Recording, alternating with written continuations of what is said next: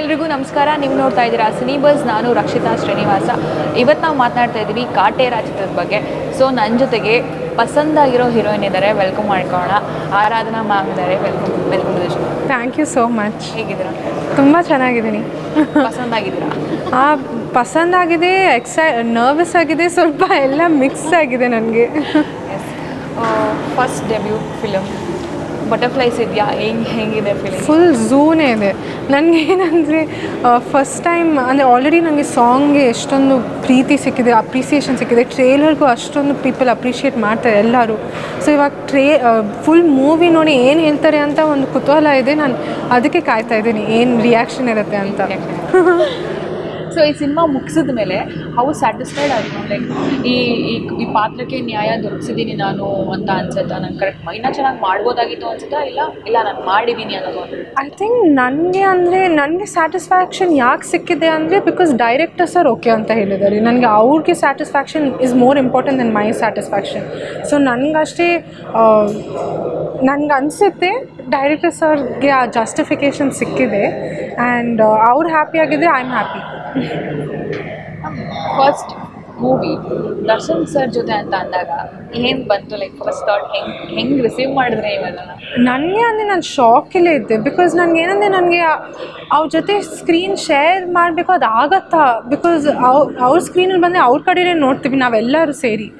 So but ಅವ್ರು ತುಂಬ space ಕೊಟ್ಟಿದ್ದಾರೆ ನನಗೆ. ಆ್ಯಂಡ್ ಈ ಮೂವಿಯಲ್ಲಿ ನನಗೆ ತುಂಬ ಇಂಪಾರ್ಟೆಂಟ್ ರೋಲ್ ಸಿಕ್ಕಿದೆ. ಆ್ಯಂಡ್ ಅವರಂಥ ಒಂದು ಸೂಪರ್ ಸ್ಟಾರ್ ಜೊತೆ ಲಾಂಚ್ ಆಗೋದು ಎಲ್ಲ ಹೀರೋಯಿನ್ಸ್, ಎಲ್ಲ ಅಸ್ಪೈರಿಂಗ್ ಆ್ಯಕ್ಟರ್ಸು ಒಂದು ಡ್ರೀಮ್ ಇರುತ್ತೆ. ಸೊ ನನಗೆ ಆ ಡ್ರೀಮ್ ಟ್ರೂ ಆಗಿದೆ ಅಂತ I am very very grateful. Like ಈ ಅಪಾರ್ಚುನಿಟಿನ do you consider this opportunity as hard work or luck? I think both. Because ಈ ಆಪರ್ಚುನಿಟಿಗೆ ಅಂತ ನಾನು ಹಾರ್ಡ್ ವರ್ಕ್ ಮಾಡಿಲ್ಲ, ಅಂದರೆ ಕಾಟೇರ ಮೈಂಡಲ್ಲಿ ಇಟ್ಕೊಂಡು. ಬಟ್ ಆ್ಯಕ್ಟ್ರೆಸ್ ಆಗಬೇಕು ಅಂತ ನಾನು ವರ್ಕ್ ಮಾಡಿದ್ದೀನಿ, ನಾನು ಎಫರ್ಟ್ ಹಾಕಿದ್ದೀನಿ.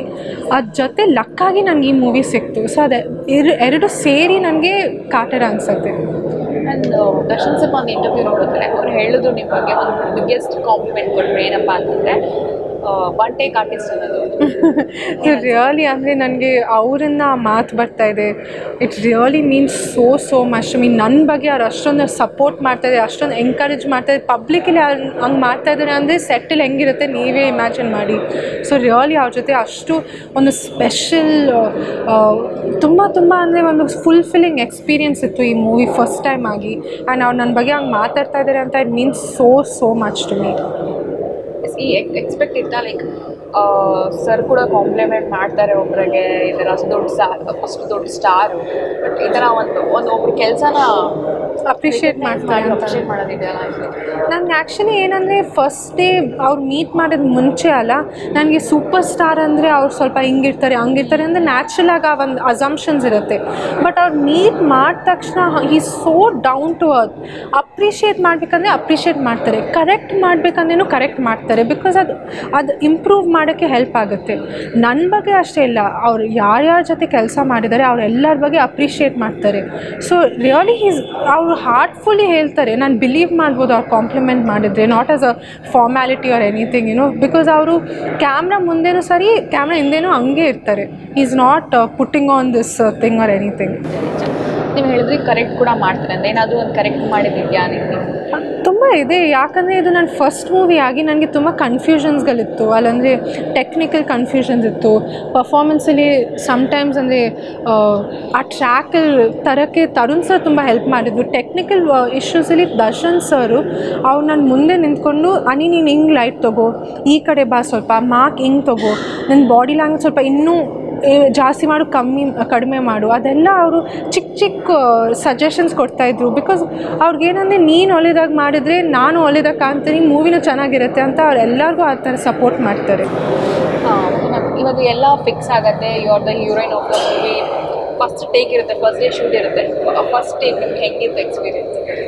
ನಾನು ತುಂಬ ನರ್ವಸ್ ಆಗಿದೆ. ಇವಾಗ ಟ್ರೇಲಲ್ಲಿ ನೋಡಿದಿರಲ್ಲ, ಅದೇ ನಂದು ಫಸ್ಟ್ ಟೇಕು. ನನಗಂದರೆ ನನ್ನ ಭಯ ಬಿಕಾಸ್ ಅದು ರಿಯಲ್ ನೋಡಿರೋದೇ ಫಸ್ಟ್ ಶಾರ್ಟ್. ಮಚ್ ಸೀನ್ ಇದೆ ಅಲ್ಲ, ಅದೇ ಫಸ್ಟ್ ಶಾರ್ಟು. ಅದು ರಿಯಲು ಕತ್ತಿ, ಅದು ರಿಯಲಾಗಿ ಕಟ್ ಆಗುತ್ತೆ. ನನಗಂದರೆ ಕೈ ಶೇಕ್ ಆಗ್ತಾಯಿದೆ, ಮಾನಿಟರ್ ಮಾಡುವಾಗ ಕೈ ಶೇಕ್ ಆಗ್ತಾಯಿದೆ. ಸೊ ದರ್ಶನ್ ಸರು ಭಯ ಪಡಬೇಡ, ನಾನು ಪ್ರಿಪೇರ್ ಆಗಿದ್ದೀನಿ, ನೀನು ಫೋರ್ಸ್ ಜೊತೆ ಮಾಡೋಲ್ಲ ಅಂದರೆ ಕನ್ವಿನ್ಸಿಂಗ್ ಆಗಿರಲ್ಲ.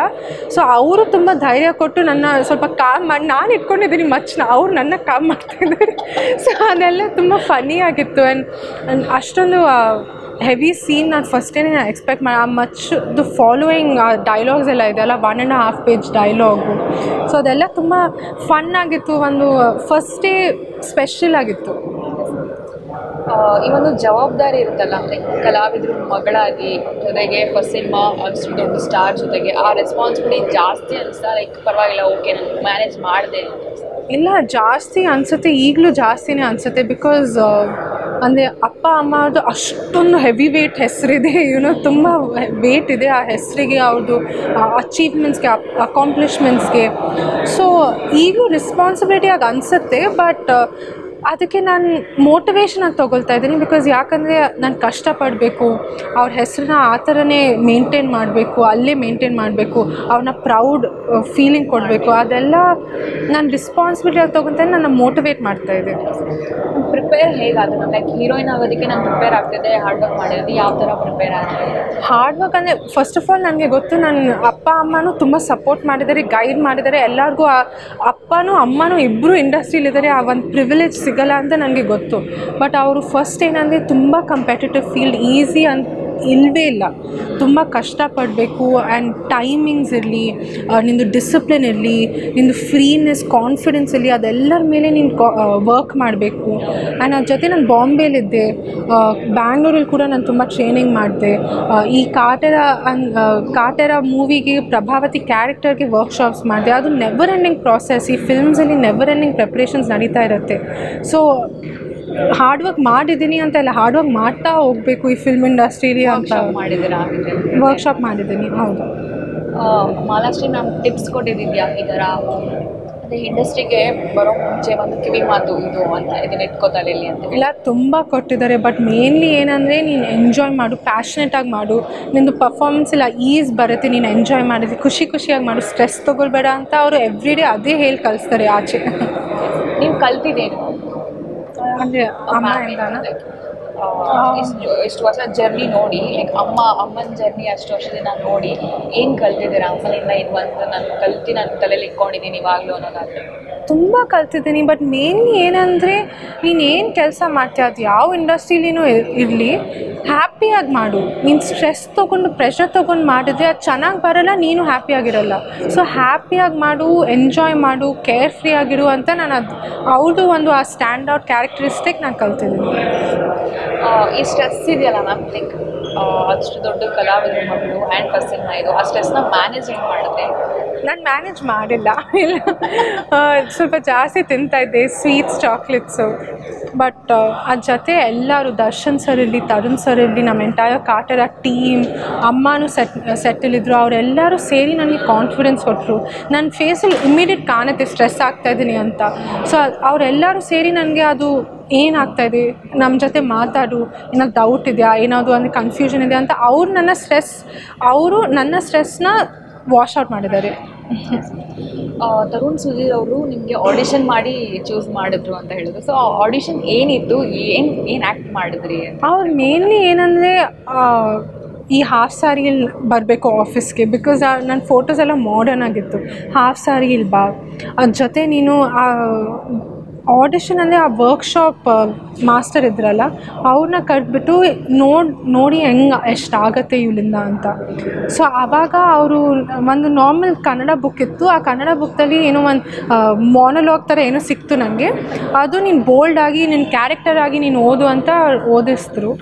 ಅದೆಲ್ಲ ಟೆಸ್ಟ್ ಮಾಡಿ, ಅದಾದಮೇಲೆ look test full hair, makeup, costume, ಆ ಕಲರ್ ಪ್ಯಾಲೆಟ್ ಅದೆಲ್ಲ ಸೇರಿ ಎಲ್ಲ ಆದಮೇಲೆ ಕನ್ಫರ್ಮ್ ಆಗಿತ್ತು. ಸುಮ್ಮನೆ ಒಂದು ಹೆಸರಿದೆ ಅವ್ರ ಮಗಳು ಇವರು ಅಂತ ಏನು ತಗೊಂಡಿಲ್ಲ, ಆಡಿಷನ್ ಮಾಡಿ ಅದು ಲುಕ್ ಟೆಸ್ಟ್ ಓಕೆ ಆಗಿ ಮಾತ್ರನೇ ತಗೊಂಡು. ಬಿಕಾಸ್ ತರುಣ್ ಸರ್ ಕೂಡ ಬ್ಯಾಕ್ಗ್ರೌಂಡಿಂದ ಬಂದಿದ್ದಾರೆ, ಅವ್ರ ಫ್ಯಾಮಿಲಿನೂ ಫಿಲ್ಮ್ ಇಂಡಸ್ಟ್ರಿಗೆ ಬಿಲಾಂಗ್ ಆಗ್ತಾರೆ ಅಲ್ಲ, ಸೊ ಅವ್ರಿಗೆ ಗೊತ್ತು ಎಷ್ಟು ಎಕ್ಸ್ಪೆಕ್ಟೇಷನ್ಸ್ ಇರುತ್ತೆ ಸ್ಟಾರ್ ಕಿಡ್ಸ್ ಮೇಲೆ. ಅದ್ರ ಜೊತೆ ಈ ಮೂವಿ ಮೇಲೆ ಎಷ್ಟು ಎಕ್ಸ್ಪೆಕ್ಟೇಷನ್ಸ್ ಅವ್ರು ಇಟ್ಕೊಂಡಿದ್ದಾರೆ, ಅದನ್ನು ಅವ್ರು ಕಾಂಪ್ರಮೈಸ್ ಮಾಡಿಲ್ಲ ಅಂತ ಫಸ್ಟಿಂದ ಪ್ರಿಪೇರ್ ಆಗಿದ್ರು. ಸೊ ಒಂದು ಇದೆಯಾ ತಲೆಯಲ್ಲಿ, ಲೈಕ್ ಅಮ್ಮನ ಮೀರಿಸೋ ನಟಿ ಆಗಬೇಕು ಅನ್ನೋದು ಇದೆಯಾ, ಆ ಥರ ಮಾಡಬೇಕು ಆ ರೇಂಜ್ಗೆ ಅಂತ?